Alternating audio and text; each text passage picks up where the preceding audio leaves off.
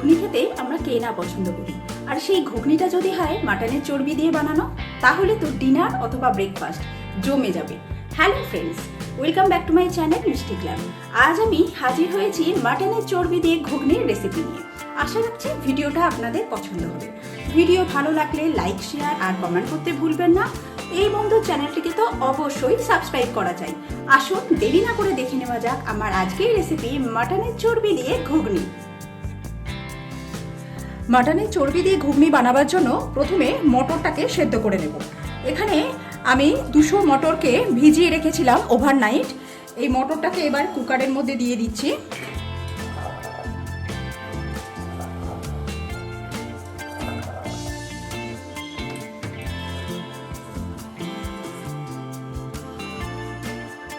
এবার এর মধ্যে দিয়ে দেবো নুন,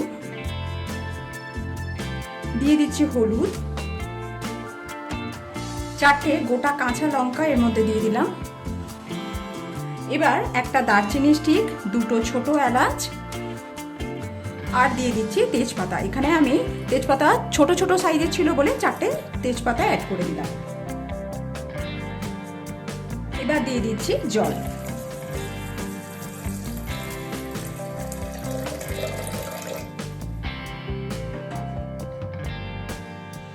এবার এর মধ্যে একটা গোটা আলু এর মধ্যে দিয়ে দিলাম। কুকারের ঢাকনা বন্ধ করে দিয়ে 4 থেকে 5টা সিটি দিয়ে আমি মটরটাকে সেদ্ধ করে নেব। রান্নাটা করার জন্য আমি সর্ষের তেল দিয়ে দিচ্ছি কড়ার মধ্যে।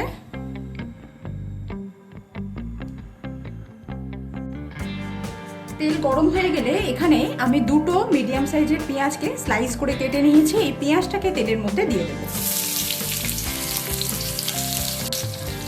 হালকা করে পেঁয়াজটাকে একটু ভেজে নেব।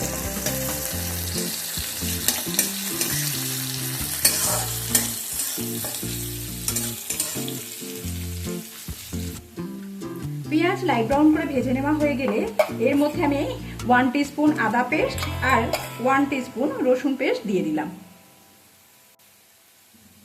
আদা রসুনের কাঁচা গন্ধ না যাওয়া পর্যন্ত আদা রসুনটাকেও একটু ভেজে নিতে হবে।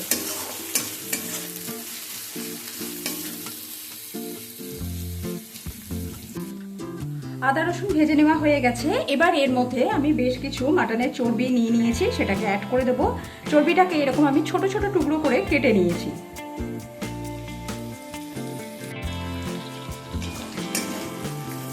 মশলার সাথে চর্বিটাকে বেশ কিছুক্ষণ সময় নিয়ে লো টু মিডিয়াম ফ্লেমে আমি চর্বিটাকে একটুখানি ভাজা ভাজা করে নেব।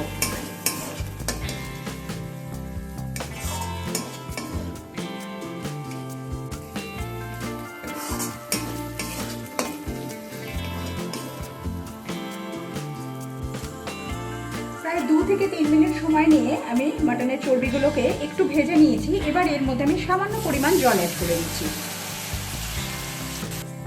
এবার একটা বড় সাইজের টমেটোকে ছোট ছোট কুচি করে কেটে নিয়েছি, সেটাকে এর মধ্যে অ্যাড করে দিলাম। দিয়ে দিচ্ছি হলুদ,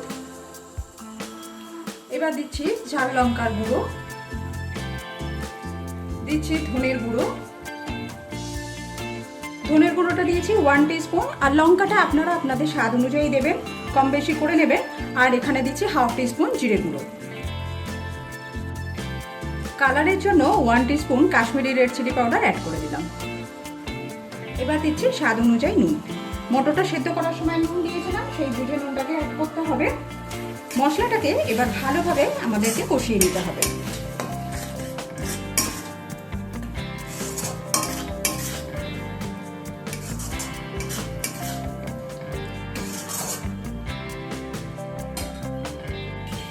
এটাকে আমি চাপা দিয়ে মশলাটাকে খুব ভালোভাবে কষিয়ে নেব। মাঝে মাঝে ঢাকনা খুলে একবার করে নেড়ে দেব। এইভাবে কষালে খুব সুন্দরভাবে কষানোটা হবে আর চর্বিটাও সেদ্ধ হয়ে যাবে।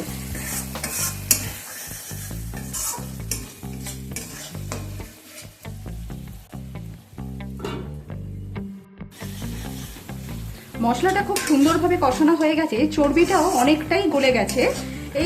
এই সময় আমি এর মধ্যে সেদ্ধ করে রাখা মটর দিয়ে দেবো।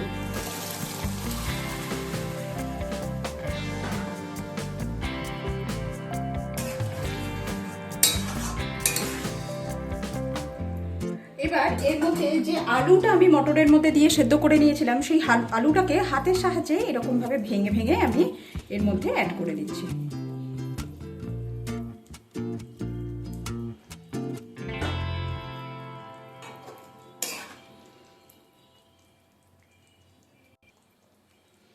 ভালোভাবে সমস্ত কিছু মিশিয়ে নেব।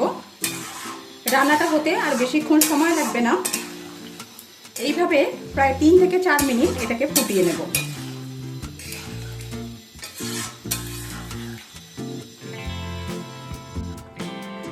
নামাবার আগে এতে আমি দিয়ে দিচ্ছি হাফ টিস্পুন গরম মশলা।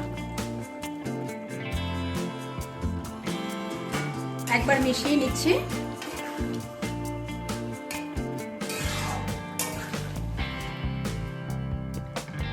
এবার গ্যাসের ফ্লেমটাকে বন্ধ করে দিলাম। তৈরি হয়ে গেছে আমার আজকের রেসিপি মাটনের চর্বি দিয়ে ঘুগনি।